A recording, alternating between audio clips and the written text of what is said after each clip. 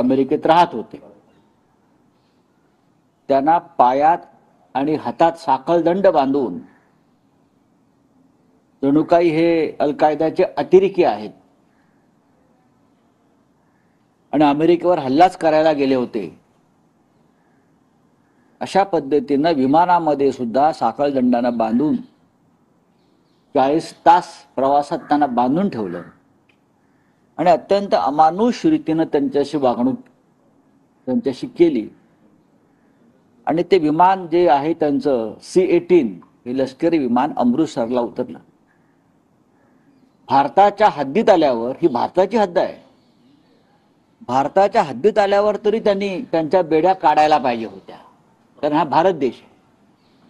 तुम्ही अमेरिकेच्या हद्दीत त्यांना बेड्या घातल्या, पण भारताच्या हद्दीत सुद्धा त्याने एका अहंकारानं मस्तीत आपल्या लोकांच्या बेड्या ठेवल्या, त्यांना त्याच पद्धतीनं खाली उतरवलं आणि त्यांनी जगाला दाखवलं की भारताची काय इज्जत आहे, काय प्रतिष्ठा आहे। ही अत्यंत गंभीर गोष्ट आहे। घुसखोरीचं समर्थन कोणी करणार नाही। आपण सुद्धा घुसखोरी या संकटाशी नेहमी संघर्ष करतो आहोत, पण एक किमान माणुसकी असते, मानवता असते। बेड्या आणि हातकड्या घालून पायात अशा प्रकारे कधी कोणाची परदेशी नागरिकांची धिंड काढली जात नाही। अमेरिकेचा कायदा अमेरिकेत असेल। सगळ्यात आधी तुम्ही या भारतीयांना जर नोटीस बजावली असती, समन्स बजावलं असतं की अमुक अमुक तारखेच्या आत तुम्ही भारत सोडा, तर ते अधिक योग्य ठरलं असतं।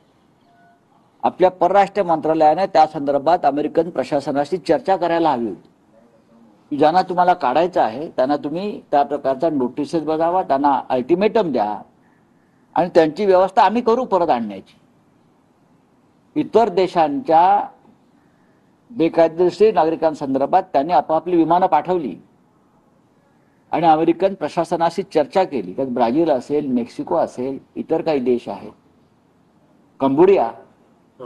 पण भारतासारखा महान देश, इतके महान पंतप्रधान, त्यांना अमेरिकेपुढे शरणागती पत्करावी लागली। अख्ख्या जगाने हा तमाशा पाहिला आणि काल संसदेमध्ये, राज्यसभेमध्ये परराष्ट्र मंत्री जयशंकर हे अमेरिकेची बाजू घेत होते, त्यांच्या कायद्याची वकिली करत होते।